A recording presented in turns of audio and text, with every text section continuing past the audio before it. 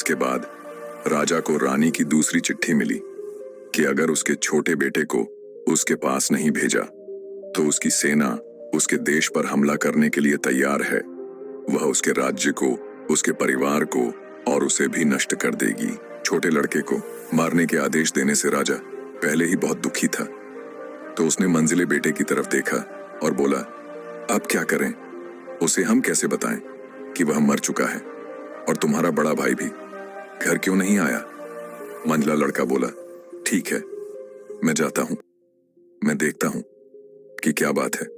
वह रानी के टापू पर पहुंचा, पर शहर के दरवाजे पर बड़े भाई के कटे सिर को टंगे देखकर उसे जो कुछ जानना था वह जान गया। वह तुरंत ही वहां से उल्टे पैर वापस आ गया। आकर कहा, पिताजी, बस अब हम मारे गए। बड़ा भाई मर चुका है और उसका सिर उस शहर के दरवाजे के ऊपर टंगा हुआ है। अगर मैं अंदर जाता तो एक और सिर उसके बराबर में लग जाता। राजा यह सब सुनकर बहुत दुखी हुआ। उसने कहा, क्या कहा? मेरा बड़ा बेटा मर गया है। अब मुझे पता चला कि मेरा छोटा बेटा बिल्कुल बेकसूर था और यह सब मुझे सजा देने के लिए हुआ है। अब तो सच बोल दो बेटे, मेरे मरने से पहले अपने गुनाह मान लो।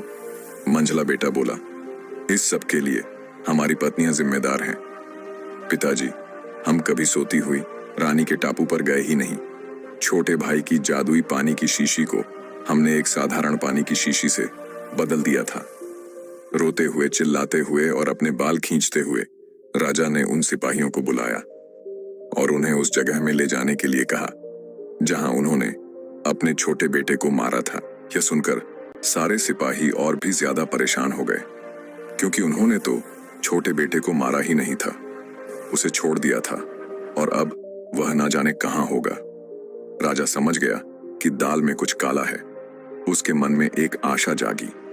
वह सिपाहियों से बोला, तुम लोग मुझे सच सच बताओ कि तुम लोगों ने मेरे बेटे के साथ क्या किया है।